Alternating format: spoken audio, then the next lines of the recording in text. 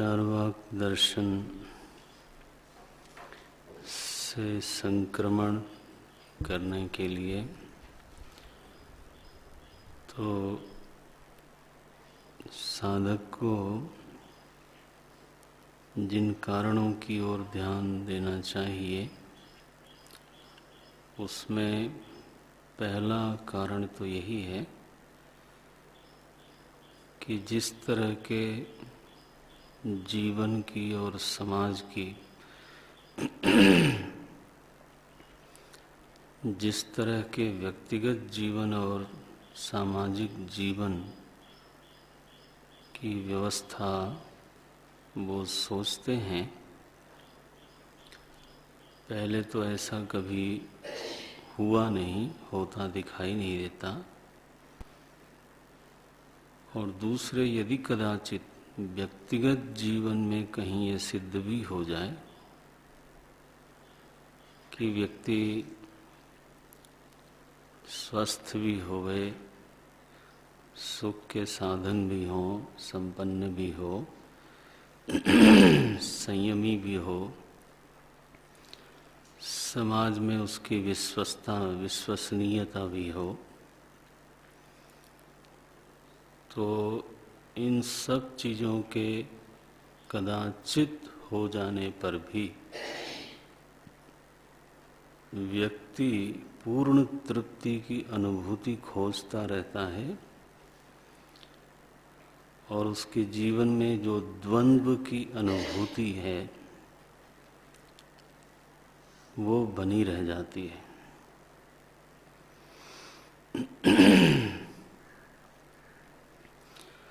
जो पारिस्थितिक सुख है, जो पारिस्थितिक अनुकूलता है, वही सर्वस्व करके अथवा कहिए तृप्ति का सर्वोत्तम स्वरूप है, ऐसा अनुभव में आता नहीं। और इसलिए व्यक्ति की खोज कहीं पूरी होती नहीं। सो व्यक्ति का जो लक्ष्य दिखाई देता है जीवन में, जो स्वाभाविक मांग उसकी दिखती है, वो है दुख का आत्यंतिक समाधान तो कम से कम होना ही चाहिए। ऐसा समाधान हो जाए कि फिर दुख के आने की कोई संभावना शेष न रहे। इतनी बात तो फिर चाहिए ही चाहिए। और वो शारीरिक स्तर पे होता हुआ दिखता नहीं। शरीर में विकार न हो, ये चाहे कोई कितना भी संयम कर ले, ये संभव नहीं है। परिस्थिति परिवर्तनशील है, परिणमनशील है, उसमें द्वंद्व ना आवे, अनुकूलता प्रतिकूलता न हो, ये संयम, ये संभव दिखता नहीं। तो घात प्रतिघात की जो संभावना है वो निरंतर बनी है। ये समाधान की बात कैसे हो सकती है? चार्वाक दर्शन के द्वारा जो दर्शित लक्ष्य है वो अप्राप्य है, असाध्य है, पहला। और यदि वो कदाचित प्राप्त हो भी जाए, पहले बोल चुके हैं अप्राप्य है, लेकिन यदि कदाचित वो प्राप्य हो भी जाए तो उतने से तृप्ति नहीं होती। इस पर विचार होना चाहिए। साधक को अगर उससे संक्रमण करना है तो कोई चार्वाक दार्शनिक है और वो उसको जाके हमको पराजित करना है, ऐसी भावना पालने की जरूरत नहीं है। मेरी मति चार्वाक दर्शन से निष्क्रमित हो जाए और मैं उच्चतर दर्शन में प्रतिष्ठा को प्राप्त करूं, तो ये उद्देश्य होना चाहिए। साधक का जो स्वस्थ दृष्टिकोण है वो यही है। अब दूसरी बातें हैं कि जैसे उन्होंने केवल प्रत्यक्ष को प्रमाण माना, तो वो भी बात सही लगती नहीं है। क्योंकि प्रमाण उसको कहते हैं जो यथार्थ प्रमा का जनक है। तो व्याप्ति बनाने के लिए भले ही प्रयोगशाला में वैज्ञानिक भी अपने नियमों की जांच करता है, लेकिन एक बार जब वो जांच बार बार सिद्ध हो गई, सफल हो गई, तो इसके बाद जब वो कोई स्ट्रक्चर बनाएगा तो वो प्रमा के बल पर ही बनाता है, वो संशय के बल पर नहीं बना सकता। वो बांध बनाता है टेहरी में और मानो अरबों खरबों रुपया लगा करके बांध बनाता है, और उसमें खतरा कितना है कि अगर उसमें संशय रह जाए तो इतना संग्रहित जल एक बार छूटे तो पता चला गंगा किनारे के काशी तक के नगर एकदम वॉश आउट, ये संभावना बताई जाती है बार बार। 24 घंटे भी नहीं लगेंगे काशी तक जल पहुंचने में, इतना जल होगा। तो वो जो हमारे इंजीनियर लोग हैं, आर्किटेक्ट लोग हैं, स्ट्रक्चरल इंजीनियर हैं, वो कोई संशय युक्त ज्ञान से ये काम नहीं करते हैं। संशय युक्त ज्ञान वास्तव में प्रवर्तक ही नहीं होता। ये बात तो ठीक है आपके कहने में कि अनुमान प्रमाण प्रत्यक्ष से निकलता है और प्रत्यक्ष फलक है। तो हम निकलने और फल की बात नहीं कर रहे हैं, हम प्रमाण की बात कर रहे हैं। प्रमाण की परिभाषा इतनी है कि जो यथार्थ प्रमा का जनक है उसको प्रमाण बोलते हैं। तो अनुमान से यथार्थ प्रमा बनती है कि नहीं बनती है, उतना देखना है बस। तो हमने लोड सिस्टम को समझा प्रयोगशाला में, उसकी व्याप्तियों को समझा। हाँ, कितना स्टील इस एंगल से लगाया जाए, फिर उसके साथ सीमेंट का इतना उपयोग किया जाए तो वो इतना लोड को बर्दाश्त करेगा। एंगल बदल देने पर दूसरा हो जाएगा उसकी शक्ति। तो ये तो जो इंजीनियरिंग है आपकी भाषा में क्या हुई कि उसकी व्याप्ति को आपने पढ़ के फिर उसकी प्रयोगशाला में उसको प्रत्यक्ष देख करके 1000 तरह की जो इंजीनियरिंग में व्याप्तियां चाहिए वो व्याप्तियां आपको प्राप्त हो गई। गति की व्याप्ति प्राप्त हो गई, भार की व्याप्ति प्राप्त हो गई, जो धरती की शक्ति होती है, है कि वो कितना लोड संभालेगी, कितना नीचे तक नींव ले जाना है, इस तरह की 1000 चीजें आपको जाननी है। चाहे वो इलेक्ट्रिकल इंजीनियर हो, चाहे कोई इंजीनियरिंग हो। ध्यान रखना, इंजीनियरिंग को सबसे ऊंची साइंस मानी जाती है क्योंकि उसका जो आधार है वो है मैथ।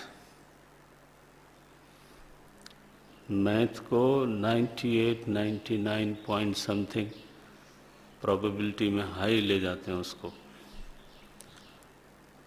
मेडिकल साइंस में चूंकि प्रोबेबिलिटी बढ़ जाती है और इसलिए वो थोड़ी इंफीरियर साइंस मानी जाती है। दो इंफीरियर ने साइंस के हिसाब से उपयोगी तो ये है कि you are handling the life, लेकिन प्रोबेबिलिटी इतनी है, प्रोबेबिलिटी माने संभावनाएं, ये भी हो सकता है, ये भी हो सकता है, ये भी हो सकता है। तो जब बहुत सारे विकल्प विद्यमान हो जाते हैं, संभावनाएं जब बहुत हो जाती हैं, तो साइंस वहाँ पर थोड़ा ढीली पड़ जाती है। साइंस का मतलब है, अभी मेरी बात हो रही थी प्रयाग के मंदिर को लेके 4-5 दिन पहले स्ट्रक्चरल इंजीनियर से। अब ऐसा एक काम कराओ तो इतनी चीज़ पता लगती है। तो अब हमने अपने एक और इंजीनियर को भेजा, वहाँ कोई ऐसी शंका हो गई तो हमने साथ में उनसे ये कहा कि देखिए जो मेन स्ट्रक्चरल इंजीनियर हैं उनसे बात करते समय ऐसे बात होनी चाहिए कि उनको ये न लगे कि मेरा अपमान हो गया, कहीं वो ऑफेंडेड न महसूस करें, ये ध्यान में रखना है। तो बोले महाराज जी उसमें क्या है, तो साइंस की बात है, अगर वो ये सिद्ध कर देंगे कि 2 + 2 5 होता है तो हम मान लेंगे।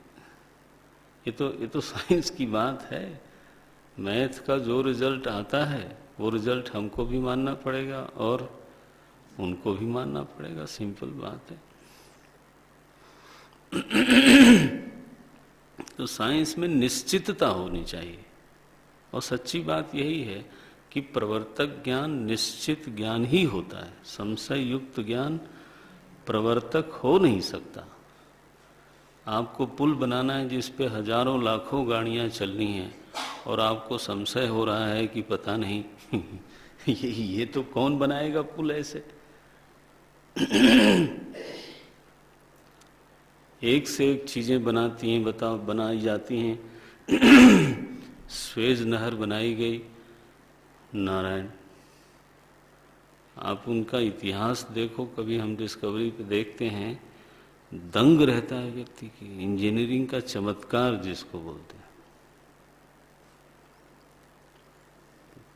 तो वो निश्चित प्रमा पूर्वक ही है, वो प्रमा संशय युक्त नहीं है। हाँ, ये जो बात होती है कि जो सिद्धांत की जांच की गई कहाँ पर, प्रयोगशाला में, तो सिद्धांतों की जांच जो हो रही है उसका प्रयोजन है व्याप्ति की जांच करना। व्याप्ति समझते हो ना, साहचर्य ज्ञान, वो संबंध ज्ञान की जांच करनी है कि ये चीज इसी तरह से रिएक्ट करती है या और कुछ हो जाता है। तो 100 बार 1000 बार जितना ज़्यादा सेंसिटिव चीज़ है उतना ही ज़्यादा प्रयोग होगा। और अगर कहीं व्याप्ति गलत निकल आई तो फिर वहाँ रोक दिया जाएगा, उस सिद्धांत की पुनः फिर परीक्षणा होगी। सो प्रत्यक्ष फलक होने के नाते अथवा प्रत्यक्ष पूर्वक होने के नाते अनुमान को प्रमाण ही न कहा जाए, इससे तो काम चलता नहीं। मनुष्य का ज्ञान फिर केवल इंद्रिय तक सीमित रहेगा। मैंने विज्ञान का दृष्टांत दिया तो वो इसलिए कि वो प्रचलित है तो समझ में आवे कि वो भी केवल प्रत्यक्षवादी नहीं हो सकते, कोई नहीं हो सकता। सच्ची बात तो यही है। दूसरा यह है कि प्रत्यक्ष प्रमाण के क्षेत्र में जो प्रमेय आते हैं वो केवल शब्द स्पर्श रूप रस गंध होते हैं। इनके अलावा जो प्रमेय हैं तो वो किस प्रमाण से जाने जाते हैं? भाव है, ज्ञान एक पदार्थ है, वो किस आंख से जानेंगे? सुख है, मैं अनुभूत पदार्थों की बात कर रहे हैं जिसको कि जानना सभी के लिए जाना ही गया है। वो ऐसा कोई नहीं है जो भावना का अनुभव नहीं करता अथवा विचार का अनुभव नहीं करता, निष्पत्तियों का अनुभव नहीं करता, संशय का अनुभव नहीं करता। हमारे अनुभव के क्षेत्र में है, हमारे वो प्रमेय बनते हैं। सुख का अनुभव नहीं करता, दुख का अनुभव नहीं करता। आखिर ये सब चीजें प्रमेय हैं। तो वो किस प्रमाण का प्रमेय बनते हैं? आखिर शब्द स्पर्श रूप रस गंध तो ये है नहीं। तो प्रत्यक्ष प्रमाण से क्या काम चल जाता है क्या? माने जो प्रयास करके जो ज्ञान के क्षेत्र में प्रवेश करना है उसको अगर हम छोड़ भी दें तो जिन प्रमेयों की अनुभूति सर्वसाधारण को हो रही है उन प्रमेयों की अनुभूति केवल प्रत्यक्ष प्रमाण से होती दिखाई नहीं देती। ये दूसरे व्यक्ति के सद्गुणों का किस प्रमेय से ज्ञान होगा? दूसरे व्यक्ति की सद्भावनाओं का अथवा दुर्भावनाओं का किस प्रमाण से ज्ञान होगा? अगर वो ज्ञान नहीं होगा तो उसके साथ व्यवहार कैसे करेंगे? आखिर मेरे अंदर भावना है वो तो अपनी जगह पर, दूसरे व्यक्ति के अंदर भी तो भावना है। बोले दूसरे व्यक्ति के विचार को जानना चाहिए कि वो क्या विचार रखता है। कैसे जाने? बोले उसको घूर घूर के देखो और नहीं तो बहुत पास जाके सूंघो। तो ऐसे बहुत सारे प्रमेय हैं जो इनके प्रमाण के क्षेत्र में आते नहीं, इसलिए प्रमाण मीमांसा में ही दोष दिखाई देता है। जो अनुभवी लोग हैं, आप्त वाक्य हैं, उनको प्रमाण न माना जाए अगर, तो किसी व्यक्ति को देख करके तो उसका परिचय भी नहीं मिल सकता। अगर हम किसी को इस रूप में पहचानते हैं कि इनका नाम शिव शंकर है, दिनेश है, रमेश है, तो वो कोई नेत्र से नहीं पहचानते। वो जो शब्द हमको मिला है वो किसी आप्तवाक्य से मिला है, और ये अमुक कुल के हैं, अमुक देश के हैं।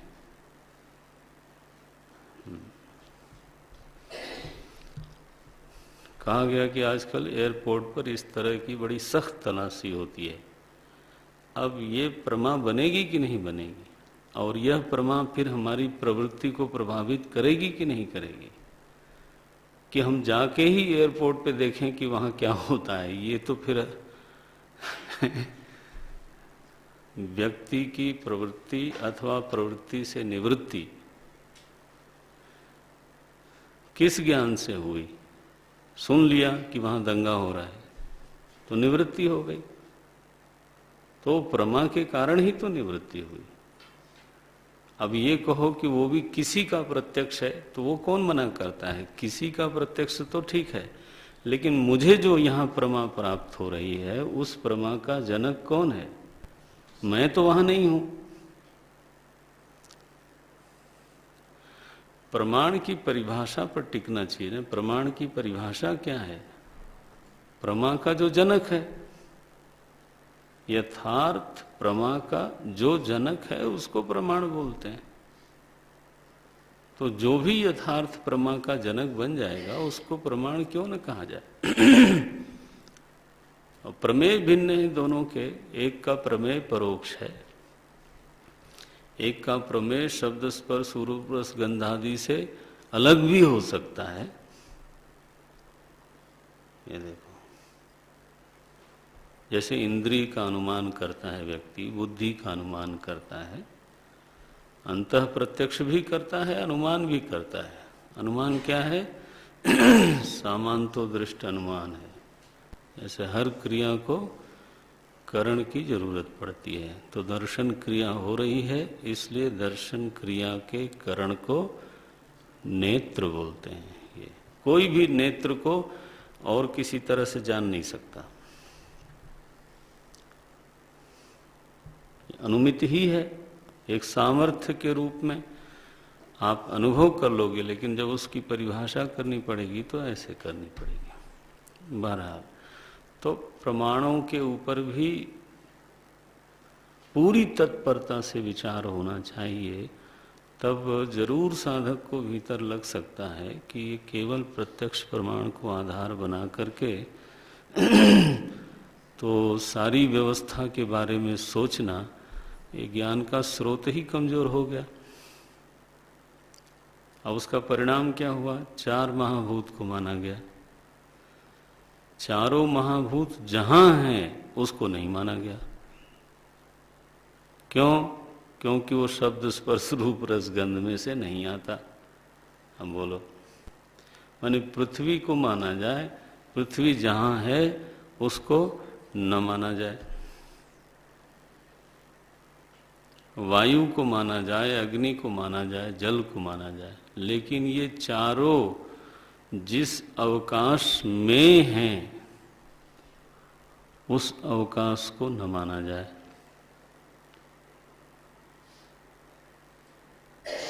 अवकाश क्या है फिर? बोले इन तीनों का अभाव, इन चारों का अभाव। तो जब ये चारों होते हैं तब वो नहीं होता क्या? ये कोई तर्क है क्या? अवकाश माने क्या? इन चारों का अभाव। तो जब चारों होते हैं तब नहीं होता आकाश।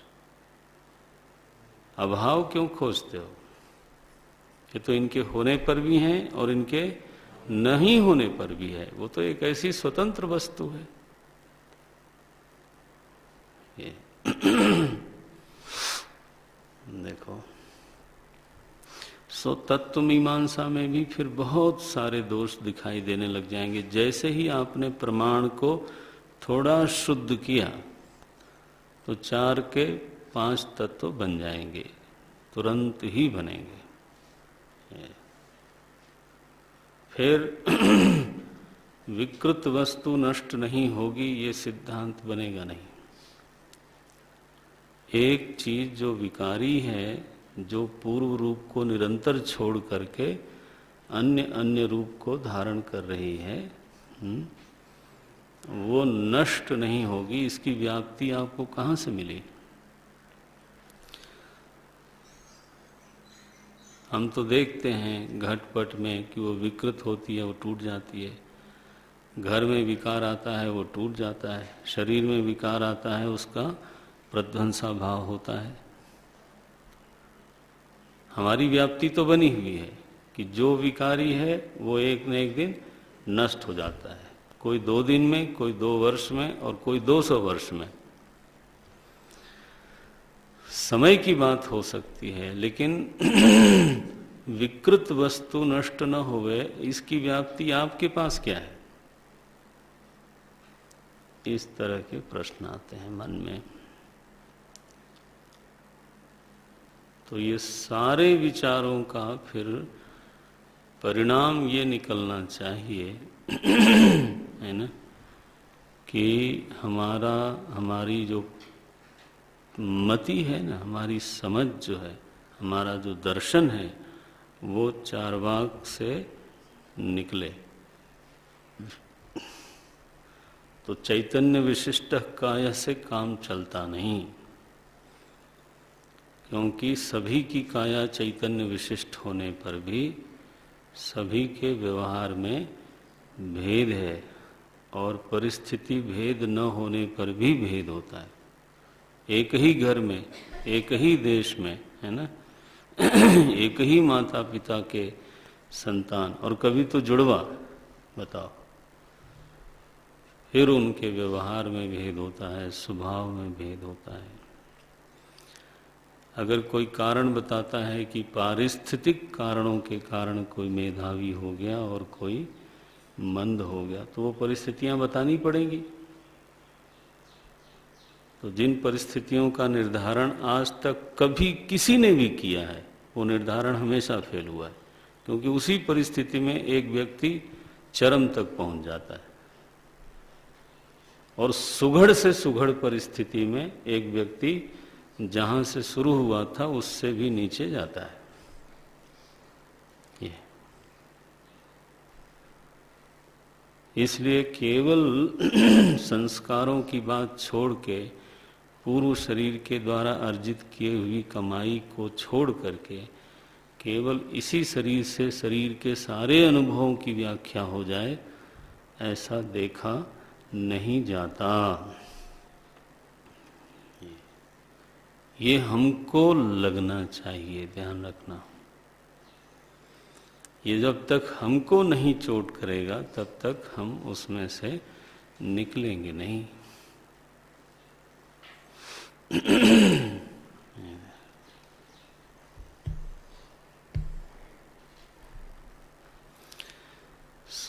व्यक्ति के ह्रास विकास का, व्यक्ति के बुद्धिमत्ता का, व्यक्ति के स्वभाव का, व्यक्ति के जीवन में आने वाले सुख दुखों का, संयोगों का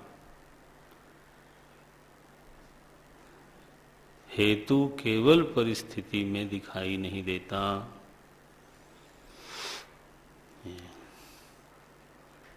तो प्रत्यक्ष में जो कर्मवाद है वो अर्धांश में है कि व्यक्ति को परिश्रमी होना चाहिए, विश्वसनीय होना चाहिए और विद्वान होना चाहिए।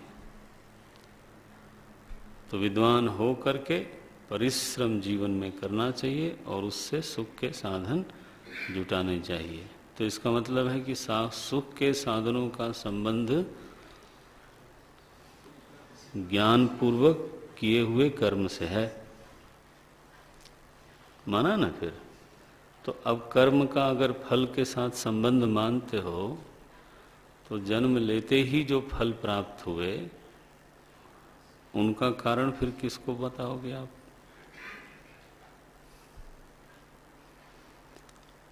तो इस तरह से व्यक्ति को निरंतर विचार करना चाहिए। तो कम से कम देह से व्यतिरिक्त जो जीव है उस तरफ नजर जाए, उस तरफ हमारी दृष्टि जानी चाहिए कि ना ना ना ना, केवल चैतन्य विशिष्ट कायस्थ तो नहीं लगता है, इस देह से पहले ही ये जो मैं नाम की सत्ता है इसको होना चाहिए। एटलीस्ट इस निर्णय तक व्यक्ति को सरक जाना चाहिए। तब आते हैं हम उच्चतर दर्शन में, जिसको अभी हम बोल रहे हैं जैन दर्शन। तो हमने पिछली कक्षा में जैन दर्शन के बारे में कहा कि उनके जो प्रवर्तक आचार्य लोग हुए उसमें 24 तीर्थंकर लोग प्रधान हैं। बहुत बड़े महात्मा लोग वो लोग हुए। देखो हिंदुस्तान में जितने भी दर्शन है ना, वो सब महात्मा लोगों ने, विरक्त लोगों ने, तपस्वी लोगों ने ही प्रकट किया। वो गिलास में टेबल पे कुछ रखा हो और मुंह में सिगरेट जल रही हो, है ना, और फिर टेबल पे लिख मारें और दर्शन प्रकट हो जाए, वो सब नहीं होता। तो ये जितने लोग हैं, चाहे दर्शन कोई भी हो, ये लोग महापुरुष लोग थे। तो इसलिए इन लोगों के प्रति जो भावना होनी चाहिए ना, वो आदर की रहनी चाहिए। विचार भले इधर उधर हो जाए तो वो बात अलग है विचार भेद तो स्वीकार करना ही चाहिए। ये आशा भी करना गलत है कि किसी को मन कोई ऐसा भी दिन आएगा जब विचार भेद नहीं होंगे। ये तो पहला अविचार है विमत का आदर हो करते हुए सत्य की तरफ जाना, ये जरूरी है ना। विमत माने विपरीत मत। विमत को सुनना, विमत का आदर करना, और आदर करने का ये अर्थ कभी नहीं होता है कि आप अपने सच सही मत को छोड़ दें तभी आदर होगा। नो, कटुता नहीं रखना है। उन्होंने कहा, ऐसा उनका विचार है। अब मैं दृष्टांत जो आया मन में है वो राजनीतिक दृष्टांत। तो इस समय जो सरसंघ चालक हैं आरएसएस के, उन्होंने कहा कि अटल जी और अडवाणी को अब इस्तीफा दे देना चाहिए और राजनीति से रिटायर हो जाना चाहिए। हालांकि उनकी भी एज लगभग वही है। होता ही ये है कि आदमी दूसरे की तरफ उंगली उठाता है, अपनी ओर देखता ही नहीं। तो बड़ी समस्या है।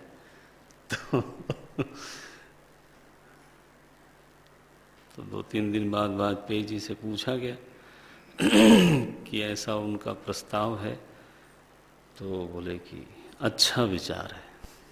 बस ये उनका रिएक्शन था। अब देखो एक आदमी घिसा हुआ है, विरोधियों के बीच में बैठ के काम करते हुए 40 साल हो गया, तो उसको जो चीज़ की आदत पड़ी होगी वो सुदर्शन जी को कभी नहीं हो सकती, क्योंकि वो अपने ही कोठड़ी में बैठते हैं।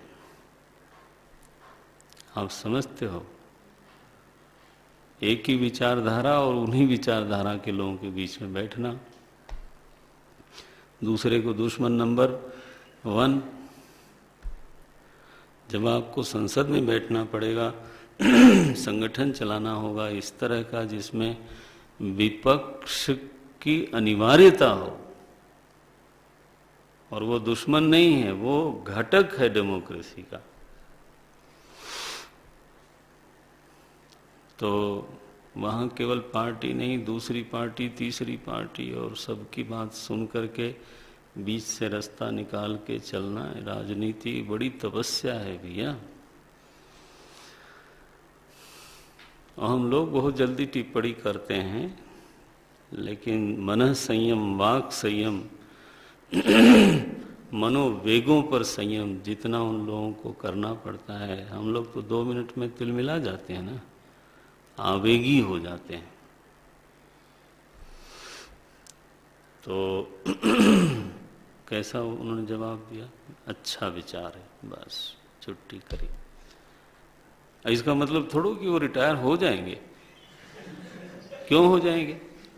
सही का त्याग करना विमत का आदर नहीं है, उसके प्रति कटु प्रतिक्रिया नहीं होनी चाहिए, उसके प्रति उसको एकदम कर ये दुष्ट आदमी कहाँ से बोलता है, ऐसे बोलने की जरूरत नहीं है।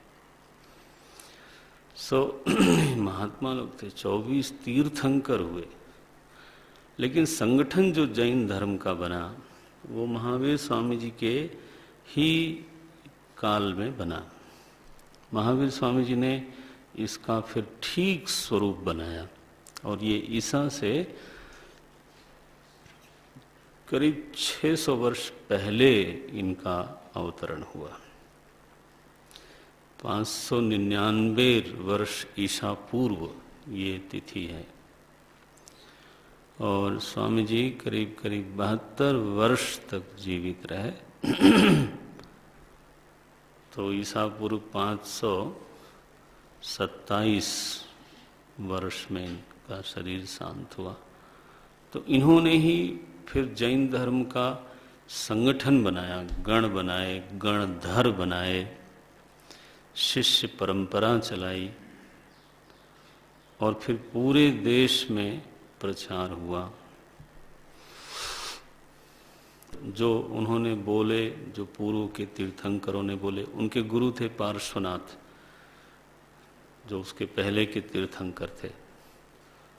तो उन लोगों के सारे वचनों का फिर धीरे धीरे संग्रह हुआ, और जब संगठन बनता है तो फिर सभा भी बैठानी पड़ती है।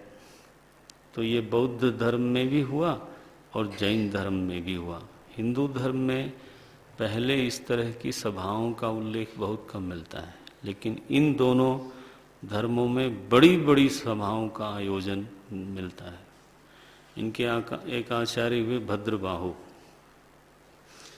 तो पाटलिपुत्र में उन्होंने बहुत बड़ी सभा करी, महावीर स्वामी जी की बहुत बाद की बात है, और वहाँ उन्होंने तो तीर्थंकरों की वाणियों का संग्रह किया, लेकिन वो सभी को फिर मान्य नहीं हुआ। तो बाद में एक इनके आचार्य हुए 200-300 वर्ष बाद, उन्होंने फिर से एक सभा बुलाई, और वहाँ तो मैं गया हूँ।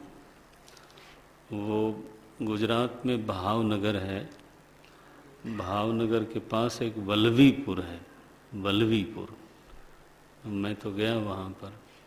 तो वहाँ पर वल्लभी में उन्होंने एक बड़ी सभा बुलाई, और वहाँ फिर उन ग्रंथों का संग्रह किया गया, वो मान्य हुआ। तो वो मूल ग्रंथ हुए, उनको अंग भी बोलते हैं। तो अब उनकी संख्या फिर हम कभी लिखवा देंगे, बढ़ता जाता है ये। फिर इन जैन धर्म में फिर ये दो संप्रदाय बन गए थोड़े दिनों बाद। वो हुआ ये कि जब ये लोग समाज में जाते थे तो अब महावीर स्वामी जी दिगंबर रहते थे, तो उनके फिर अनुवर्तन के कारण ये लोग भी दिगंबर रहते थे। तो समाज में वो कभी भी स्वीकार्य ठीक से हुआ नहीं, बड़ी अड़चन सी पड़ती थी। तो कुछ विद्वानों ने कहा कि ये बहिरंग बात है और इसमें कोई बहुत विशेष फर्क नहीं पड़ता, लेकिन अगर समाज में धर्म कार्य करना है तो व्यक्ति को वस्त्र धारण करना चाहिए। तो श्वेतांबर हुए फिर वो लोग। तो श्वेतांबर और दिगंबर का कोई बहुत सैद्धांतिक भेद नहीं है, ध्यान रखना। न ये ग्रंथ अलग मानते हैं, न इनका कोई दार्शनिक सिद्धांत में भेद है। भेद ऐसा ही है जैसे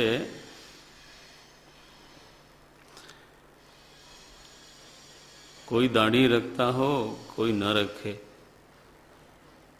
अब ये क्या भेद हुआ? माने शारीरिक स्तर पे कोई उत्तरीय को ऐसे लेता हो और कोई ऐसे लेता हो, ये इतना फर्क होता है, बहिरंग भेद। आचार से संबंधित थोड़े भेद हो जाते हैं। लेकिन समाज में इस भेद को बहुत बड़ा माना जाता है।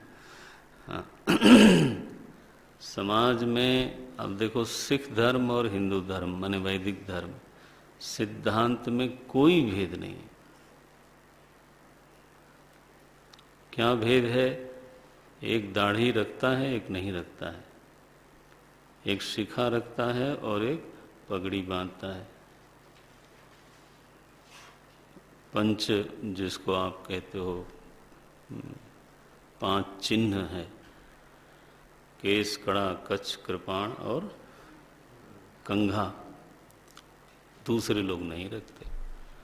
बाकी सिद्धांत में अगर प्रमाण मीमांसा की तरफ जाया जाए, मालूम नहीं उनमें से कितने लोग होंगे जो प्रमाण के ऊपर चर्चा भी करें। हिंदुओं में भी ऐसे अधिकतर लोग हैं जो कभी नहीं जानते इसको। तत्व क्या है उनका, उनका आत्मा कैसा है, वैदिक धर्म का आत्मा। वेदांत माने वैदिक माने वेदांत में कह रहा हूं, वो दोनों का स्वरूप एक है, जीव का स्वरूप एक है, कर्म का प्रभाव एक है। ये पुनर्जन्मवादी हैं, कर्म सिद्धांतवादी हैं, परलोकवादी हैं। अभी भेद किधर लेके आते हो? बोले पगड़ी में है भेद।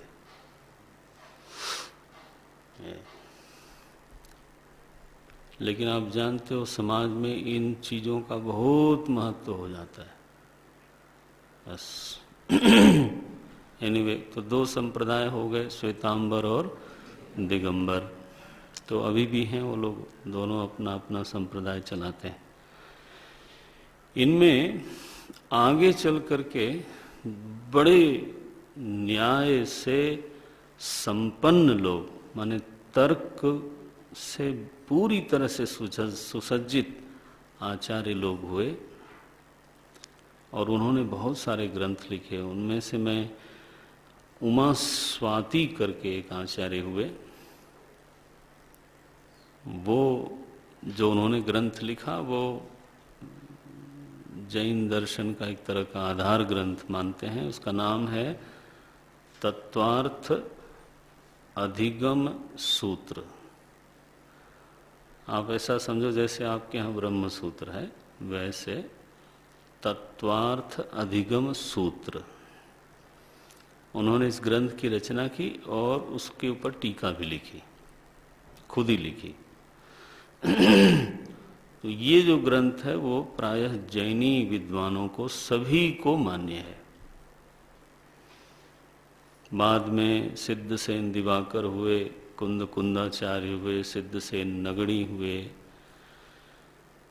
हरिभद्र सूरी हुए, ऐसे बहुत सारे आचार्यों के नाम हैं। एक नाम मैं और लेना चाहूँगा आपके परिचय के लिए, बहुत प्रसिद्ध हुए वो बाद में। उनका नाम था हेमचंद्र। अभी भी आप जैनी लोगों से बात करेंगे तो वो शायद विद्वान लोग उनको तो जरूर ही जानते होंगे। हेमचंद्र, उन्होंने ग्रंथ लिखा प्रमाण मीमांसा। दूसरा ग्रंथ लिखा अन्य योग व्यवच्छेदिका। ये दो ग्रंथ उनके बहुत बहुत प्रसिद्ध हुए। नारायण। फिर हिंदी में भी ग्रंथ बाद में लिखे। राजा टोडरमल ने एक ग्रंथ लिखा, अकबर के ज़माने में विद्वान थे, वो जैन के थे वो, तो राजा टोडरमल ने वैसे खत्री थे लेकिन फिर जैन धर्म में दीक्षित थे, तो उन्होंने जैन दर्शन पर ग्रंथ लिखा। तो उनका बहुत विपुल साहित्य है। मैं तो केवल एक आध नाम लेने में ही समर्थ हूँ यहाँ पर। जैन दर्शन बड़ा समृद्ध दर्शन है, इस पर बहुत काम हुआ है और अभी भी लिखते हैं लोग। प्रमाण मीमांसा के संदर्भ में जैसे मैंने कहा कि 4 प्रमाणों को ये लोग स्वीकार करते हैं: प्रत्यक्ष, अनुमान, उपमान और आगम प्रमाण। तो तीर्थंकरों की जो वाणी है, पुव्व ऐसा उसको बोलते हैं। पु आधा व फिर व, वो संग्रह किया गया उसका। और भी वाणियों को और भी तरीके से संग्रह किया गया, लेकिन ये एक प्रसिद्ध है। तो उनको वो फिर आगम प्रमाण के रूप में स्वीकार करते हैं। और तो राग द्वेष निर्धूत है ना, तो अविद्या और अविद्या के परिवार से मुक्त, कोई मान मोह माया जिनके जीवन में नहीं रह गई, तो अपनी अनुभूति को उन्होंने यथार्थ रूप से प्रकट किया। उसमें कोई राग नहीं है, कोई छल नहीं है, कोई द्वेष नहीं है। उसको बदलने का उनका कोई प्रयोजन ही नहीं हो सकता, इसलिए उनको प्रमाण के रूप में स्वीकार करते हैं। अच्छा भाई, अब तत्व मीमांसा की तरफ हमको जाना है। आपको फिर से कहूँ कि ये दर्शन बड़े बड़े हैं, इन पर रचना बहुत हुई है, इनके सिद्धांत भी बहुत व्यापक हैं। तो जिसको ठीक ठीक जानना हो उसको तो पढ़ना भी पड़ेगा कुछ ग्रंथों को। तो अभी तो हम केवल रूपरेखा बता सकते हैं। तत्व मीमांसा में 7 तत्वों को उन्होंने माना। तो चार्वाक ने माना था 4 तत्व, इन्होंने 7 तत्व को माना है।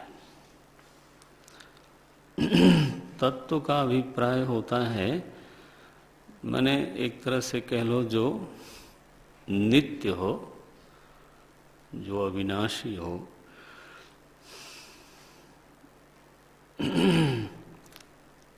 विचार के लायक हो, ऐसा भी उसका एक अर्थ लेते हैं, जिस पर अवश्य ही विचार करना चाहिए। वेरी वेरी वैल्यूएबल फैक्टर, अगर मैं थोड़ा उसको ऐसे बोलूं साहस करके, तो है ना, वेरी वैल्यूएबल इम्पॉर्टेंट फैक्टर। तो अब देखो 7 तत्वों में सबसे पहला जो तत्व आता है वो है जीव, दूसरा है अजीव, तीसरा है आश्रव, चौथा है बंध, बंध। पांचवा है संवर, संवर, संवर। और छठा है निर्जरा। और सातवां है मोक्ष। इस तरह से 7 तत्व माने हैं उन्होंने। देखो, जीव, अजीव, आश्रव, संबंध, नहीं, हाँ, बंध, संवर, निर्जरा, मोक्ष। ये 7 तत्व हैं। अब उनके अपने शब्द तो आपको सीखने पड़ेंगे थोड़े थोड़े।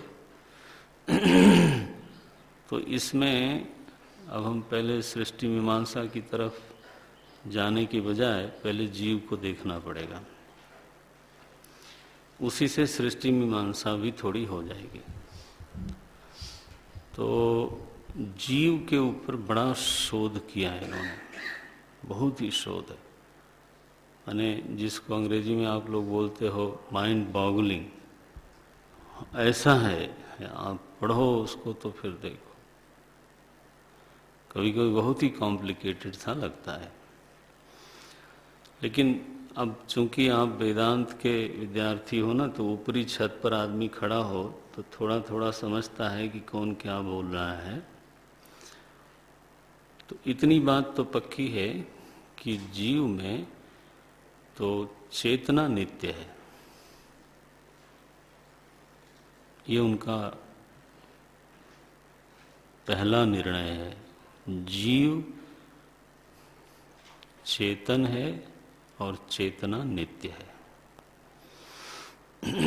नित्य चेतन है। और एक और शब्द बोलते हैं दर्शन। चेतन और दर्शन 2 जीव के धर्म हैं। दर्शन, दर्शन का उनका पारिभाषिक शब्द है। दर्शन का अर्थ है उपयोग। चेतना का अर्थ करते हैं अनुभूति। माने जीव एक ऐसी सत्ता है जिसको अनुभव होता है। दुनिया में जो भी चीज है उसका होना, उसके विकारों को, उसके प्रभावों को कोई अनुभव करने वाला है। तो अनुभव जहाँ घट रहा है, जिस सत्ता में अनुभव घटता है, उस सत्ता का नाम है जीव। वो चेतन है, ज्ञान स्वरूप है। दर्शन क्या है? तो बोले तो वह जो ज्ञान है वो फिर बुद्धि युक्त हो जाए, मति युक्त हो जाए, श्रुति युक्त हो जाए। माने आप कहें कि जो चेतना है सोपाधिक हो जाए। आपकी भाषा में समझने के लिए बोला मैंने ये। चेतना जब सोपाधिक हो जाती है तब उसको लोग बोलते हैं दर्शन। और उसको नेगेटिव कहने के बजाय बोलते हैं उसका उपयोग हुआ। तो बुद्धि भी काम कब करती है? जब मूल में चेतना हो। श्रवण भी कब काम करता है? जब मूल में चेतना हो। तो मति भी बनती है, श्रवण भी करता है व्यक्ति, और विपर्य भी होता है उसको, भ्रम भी होता है उसको। तो ये सब जो चेतना के बाहरी व्यवहार हैं, अब ये उन्हीं की भाषा में बोल रहा हूँ मैं। चेतना का व्यवहार वेदांत में बोलना कठिन है, लेकिन उनकी भाषा में ये बोला जा सकता है, बोला ही जाता है। शुद्ध जीव की शुद्ध दशा और जीव की व्यवहार दशा, उसका उपयोग जो होता है चेतना का, उसको दर्शन बोल देते हैं। तो जीव की 2 दशाएं हो गई, शुद्ध दशा और संसारी की दशा। अच्छा भाई, अब यह जो जीव है ये नित्य है, जैसा कहा चेतन है, और सोपाधिक भी होता है, नित्य करता है, नित्य भोगता है, ऐसा कहा। मध्यम परिमाण है उसका, ऐसा निश्चय किया इन्होंने कि जीव का परिमाण मध्यम है। मध्यम का अभिप्राय ये लेते हैं कि वो न तो अणु है न तो विभू है, मध्यम परिमाण है, और संकोच विकासशील है। जीव में संकोच भी होता है, वही जीव जब चींटी के शरीर में गया तो संकुचित हो गया, हाथी के शरीर में आया तो विकसित हो गया। इसलिए उसका कोई निश्चित आकार नहीं है, वो है अमूर्त ये। लेकिन संसार दशा में वो मूर्त होकर प्रकट होता है और संकोच विकासशील है।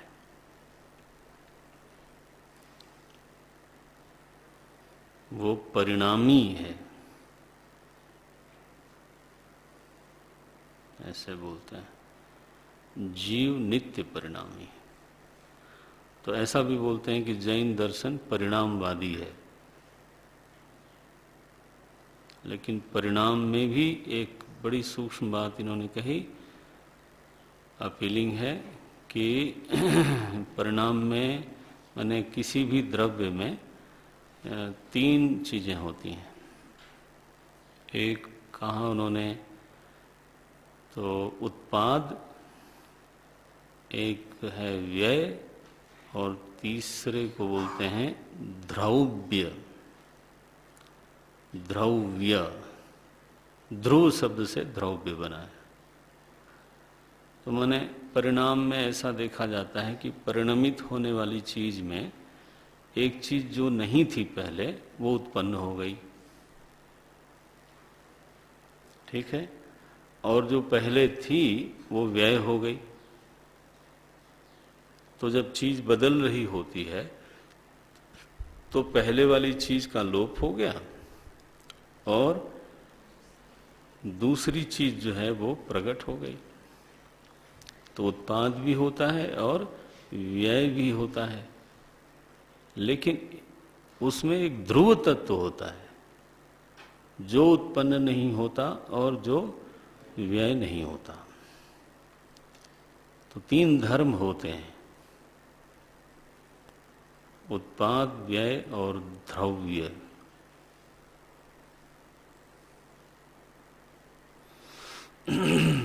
और इसीलिए वस्तु का परिणमन होते हुए भी हमको ये प्रतीति होती है कि ये वही वस्तु है। अब देखो ना, हमारे शरीर में कितना परिणाम हो गया। तो पूर्व की बहुत सारी चीजें तो व्यय हो गई और नई चीजें उत्पन्न हो गई, लेकिन फिर भी हम क्या बोलते हैं कि ये वही है। सएवायम सएवायम, ये तो उसमें कोई ऐसी चीज है जो सतत बनी हुई है। तो जीव में जो द्रव्य धर्म है वो है चेतन।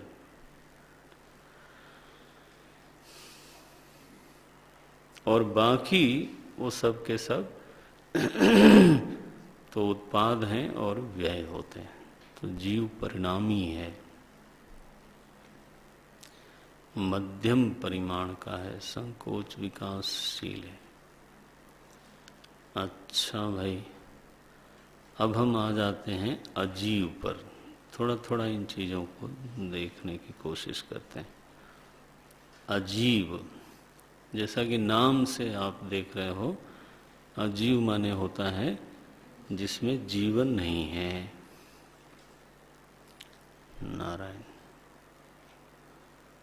तो ऐसी चीजें सृष्टि में जिसमें जीवन नहीं है, तो वो क्या क्या चीज़ें हैं, तो वो बोलते हैं धर्म अधर्म। ध्यान रखना, अब ये चीज़ें हैं जो कि पारिभाषिक हैं, और आपको ध्यान में रखना पड़ेगा कि जैन दर्शन में इस शब्द की ये परिभाषा है, तभी आप न्याय कर पाओगे। नहीं तो वो होता यही है ना कि हम अपने शब्द मिलाते हैं इधर से उधर, उधर से इधर।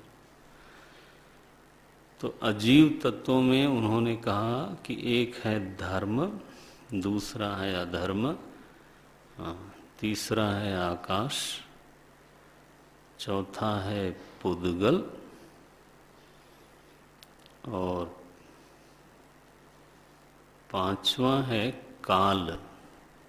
यस, गिनाता हूँ। धर्म, अधर्म, आकाश, पुद्गल और काल, ये 5 तत्व हैं जो अजीब हैं।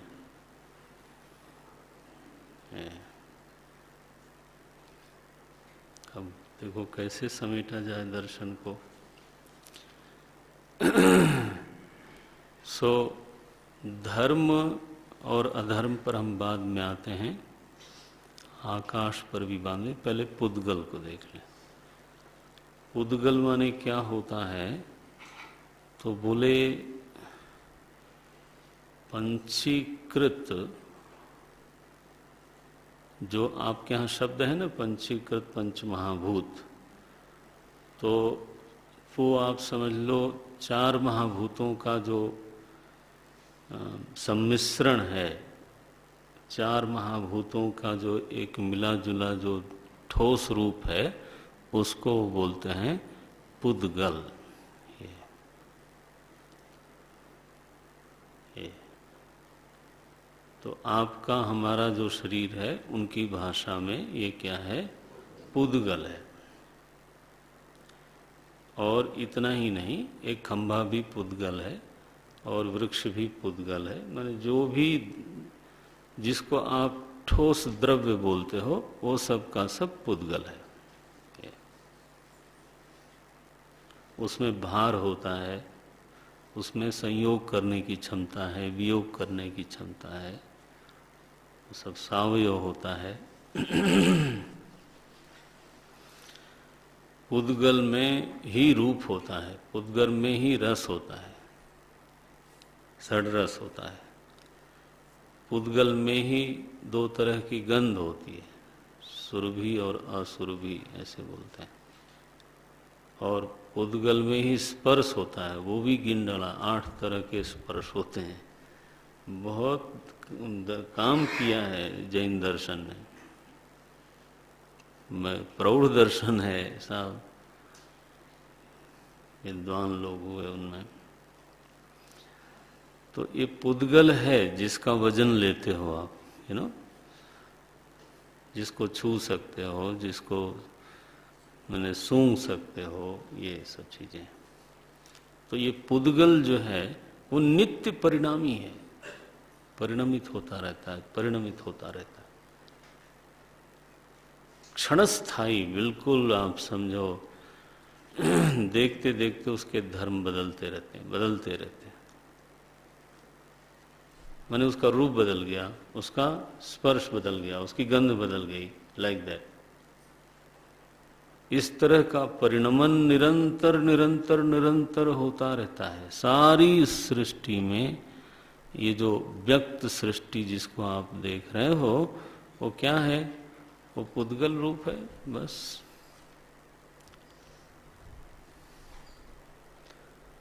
तो जिसको हम ना ठोस सृष्टि बोलते हैं, जैन दर्शन में उसको क्या बोलेंगे, पुद्गल। अच्छा, अब ये एक बार साफ हो गया तो आगे चलते हैं। आकाश कहते हैं पुद्गल को, धर्म को, अधर्म को, काल को, जीव को,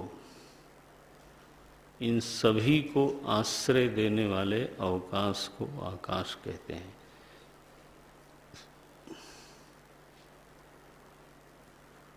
नारायण। लेकिन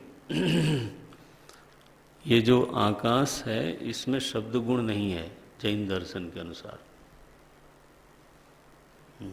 आकाश अवकाशात्मक तो है लेकिन शब्द गुणाश्रयत्व आकाशत्व नहीं है वो। उनका ये कहना है कि आकाश अमूर्त तत्व है और उस अमूर्त में ये मूर्त शब्द कैसे रहेगा, ऐसा उनका कहना है। तो ये तो पुद्गल के परिणाम स्वरूप ही प्रकट होता है। नारायण।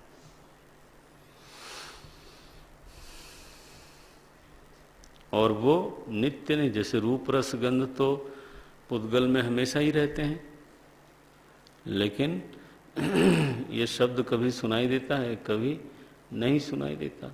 तो इसलिए वो गिनते चार को हैं, पुद्गल में रूप रस गंध, ये चार चीजें नित्य रहती हैं। भार है उसमें, ये सब चीजें,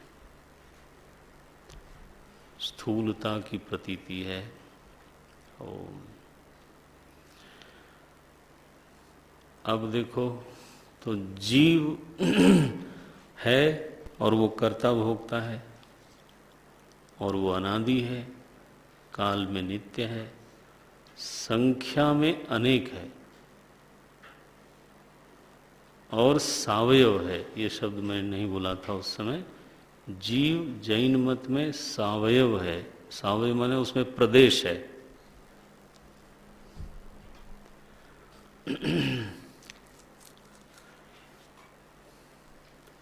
अवकाश है, उसमें पोपलापन है, जैसे क्या बोलेंगे, आप समझ गए होंगे क्या मैं कहना चाहता हूँ, है ना, पोरस, है ना। जीव कोई ऐसी वस्तु है जो पोरस है, जिसमें दूसरी चीज समा सकती है, ऐसा मतलब है। सावयव, सावकाश, ये जैन दर्शन ने कहा। कर्ता भोक्ता, लेकिन उसका जो ध्रुव धर्म है, द्रव्य है, वो है चेतना, मूल है चेतना। वो याद रखना चाहिए चीजों को। मैंने कॉपी में भी रखी है लेकिन याद भी रखिए, ये मेरा कहना है।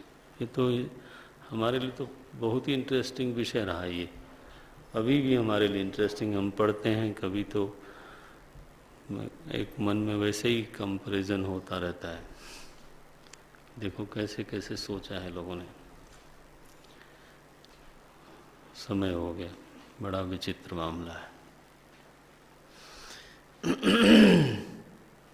अच्छा, थोड़ा और बोलते हैं। भूख लगी है क्या?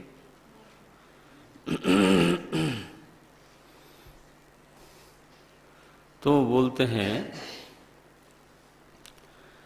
कि ये जो जीव है ना, क्योंकि ये इंद्रिय दर्शन के क्षेत्र में आते ही, माने ज्ञान है और उसमें दर्शन है, ये शब्द बोला था मैंने ना। तो दर्शन के साथ उसमें इंद्रिय संयोग और मनोयोग ये सब मिल जाता है।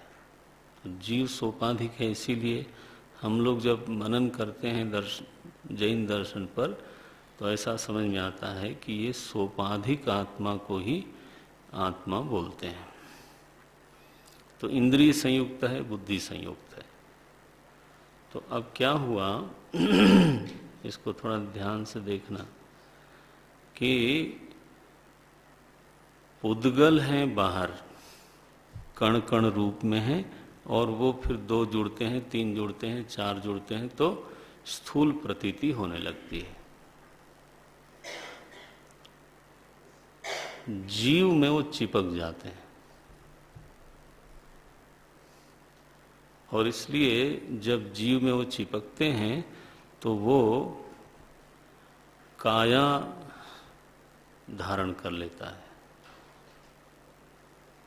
ये तो पुद्गल काय हो गया वो। अस्थि काय भी बोलते हैं, पुद्गल काय भी बोलते हैं, अपक काय भी बोलते हैं, पृथ्वी काय भी बोलते हैं, ये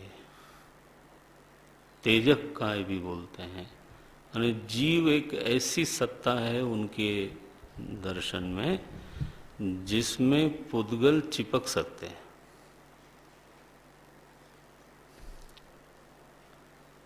ये अच्छा, तो वो कैसे चिपकते हैं? अब ये तो प्रश्न आया।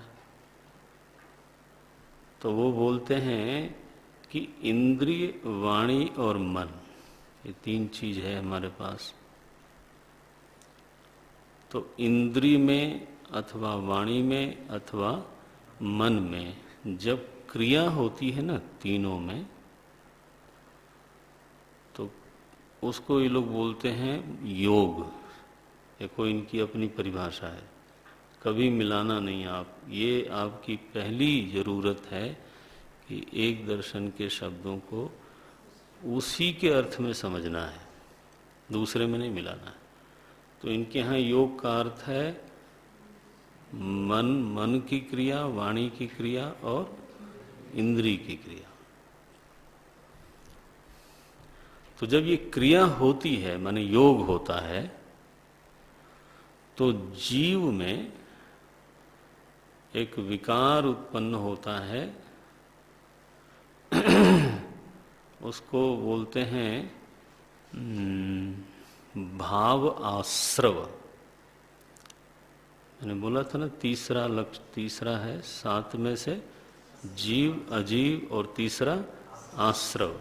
तो आश्रव क्या चीज हुई, इसको देखना आप कि जब ये क्रियाएं हुई तो जीव में स्पंदन हो गया, मानो जीव पोरस हो गया, दूसरी चीजों को स्वीकार करने के लिए तैयार हो गया, जीव में जगह बन गई, चलो ऐसे बोल दें, भाव आश्रय हुआ, ऐसे बोलते हैं। फिर वो जो पुद्गव है ना, पुद्गल, वो इन्हीं क्रियाओं के कारण पहले तो भाव आश्रव पैदा करते हैं और फिर उन क्रियाओं के अनुसार अगर ये क्रियाएं आवरणीय कर्म हुए, आवरणीय कर्म हुए, यदि निषिद्ध कर्म हुए, आवरण करने वाले कर्म, तो जो पुद्गल हैं वो कर्मानुसार उस जीव में आश्रवित हो जाते हैं, माने प्रवेश कर जाते हैं। ये तो जैसे कोई चीज तेल से चिकनी कर दी गई हो और उसमें फिर धूल चिपक जाती है ना, इस तरह से जीव में पहले भाव आश्रव हुआ और फिर कर्माश्रव हो गया। उसको द्रव्य आश्रव भी बोल देते हैं अथवा पुद्गल आश्रव भी बोल देते हैं। पुद्गलों का उसमें श्रवण हो गया, प्रवेश हो गया। हेलो, अब क्या हुआ कि जीव जो चेतन रूप था मूलतः वो पुद्गल से संश्लिष्ट हो गया, पुद्गलों से युक्त हो गया, तो उसका ज्ञान उसी के अनुसार आच्छादित हो गया। ये चेतना उसकी आच्छादित हो गई।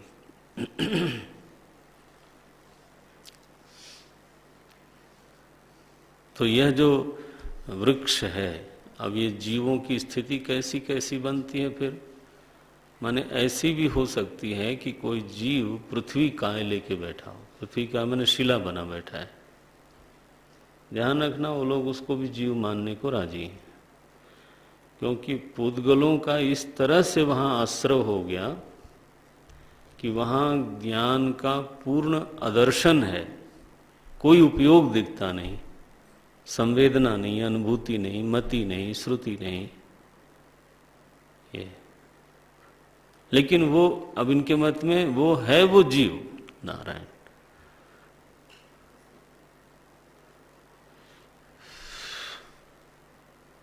उसको पृथ्वी काय बोलते हैं। इसी तरह से जल कोई जीव जल बन गया, जलक काय बोलते हैं उसको, अपक काय, अपक काय। अब बताओ, कोई आप पुराण में कभी पढ़ते हो कोई नदी बन के बह गया, कोई शिला, अब अहिल्या जी के बारे में कहा गया कि वो शिला बन गई। तो ऐसी बात जब कही जाती है तो आप समझते हो ना कि जैन दर्शन का वहाँ थोड़ा संबंध हो जाता है। ये इसी तरह से तेजक काय भी है और वायुक काय भी है, ऐसे भी है।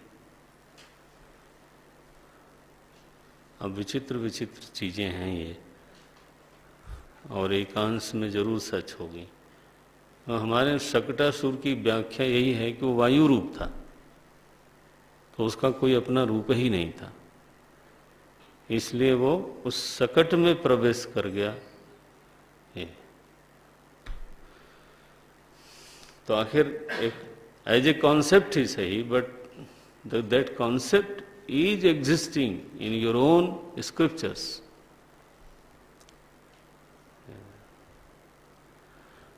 तो ऐसे काय हो जाते हैं। फिर स्थावर जंगम करके जीव का 2 विभाग और हुआ उन पुद्गलों के कारण। तो स्थावर में वृक्ष आदि हुए, शिला आदि तो हुई सो हुई, वृक्ष आदि हुए जो चल नहीं सकते। ये जितने स्थावर हैं वो क्या हैं? बोले एकेंद्रिय हैं। इंद्री का सहयोग न मिलने से मति श्रुति भी वहां पर नहीं है, बिल्कुल कोमा में। केवल स्पर्श इंद्री से युक्त है जीव वहां पर, इसलिए वो शिला से थोड़ा बेहतर है। बस अदर्शन नहीं है बिल्कुल जीव का, माने ज्ञान का, थोड़ा ज्ञान का वहां पर दर्शन हो जाता है, उपयोग दिखता है, रेस्पॉन्ड करता हुआ दिखता है ये।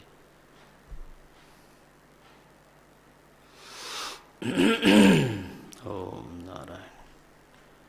और उन्होंने कहा कि जो जंगम है, जंगम शब्द के लिए वो यूज करते हैं शब्द त्रस, ऐसा एक शब्द यूज करते हैं, त्रस माने जंगम आपकी भाषा में, चलने फिरने वाला पुद्गल विशिष्ट जीव। आप समझते हो हम सब लोग पुद्गल विशिष्ट ही हैं, क्योंकि छुआ जा सकता है, सूंघा जा सकता है, स्वाद है, सब है, भार है, तो ये पुद्गल तो है ही है, चिपके हुए बिल्कुल जीव में। नारायण। अब वो पुद्गल हमारे ज्ञान को कितना आच्छादित करते हैं, हमारी चेतना को कितना आच्छादित किए बैठे हैं, वो देखना है। तो अलग अलग जानवरों में, पशुओं में, कीड़े मकोड़े, सब में अलग अलग स्तर का ज्ञान प्रकट होता है। मनुष्य में देखो, यहाँ पर सभी लोग एक मत हो जाते हैं कि मनुष्य में ज्ञान की स्थिति सबसे अधिक है, ज्ञान का प्रकाश सबसे अधिक है। शरीर सरवाइव करने में सबसे अच्छा है, वो शारीरिक दृष्टिकोण से शायद डार्विन कहें कि ये विकास का सबसे उत्तम बिंदु है, लेकिन इन्होंने कहा ज्ञान की दृष्टि से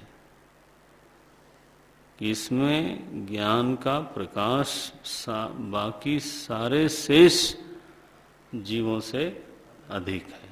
इसमें मति, श्रुति, विपर्य, संवेदना ये सब होती रहती है। तो ज्ञान भी है, दर्शन भी है, दोनों है। नारायण।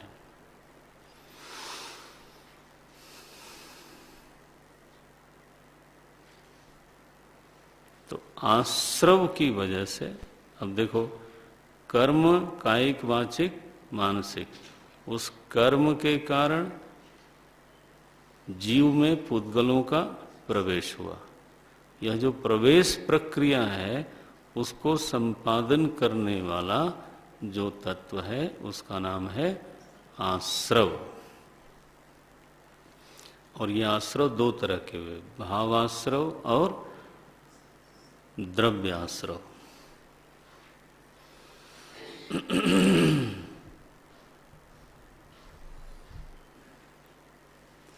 तो अब आप अनुमान कर ही सकते हो कि सारी सृष्टि को उन्होंने नित्य माना, और सारी सृष्टि में जो भी आपको दिखता है वो सब के सब जीव और पुद्गलों का योग है। यहाँ तक कि शिला, पहाड़, नदी, सब कुछ। बस तो ऐसी अब इस नज़र से देखो सृष्टि को, तो लगता है सारा का सारा फिर जीवंत ही है। ऐसा आप किसी को नहीं बोल सकते कि वो जड़ है, इसलिए उन्होंने अजीव शब्द लिखा। अजीव में एक है पुद्गल, बाकी धर्म, अधर्म, आकाश और काल। तो पुद्गल में 4 महाभूत हो गए, आकाश 5वां हो गया और काल 6ठा हो गया। ये 4 पुद्गल 1, उसमें 4 महाभूत आ गए, एक वो गिनती हुई। काल और आकाश ये 3 हो गए। आश्रव हो गया संपादन कराने वाला, प्रवेश क्रिया को संपादित करने वाला। अब बचा धर्म और अधर्म। अब हम अगली कक्षा में उस पर चर्चा करेंगे, लेकिन इसको जरा संभाल के रखना चित्त में। हाँ, तो पढ़ लेना, बल्कि जो जो लिखा है आपने ग्रहण हो जाए तो अच्छा है। ओम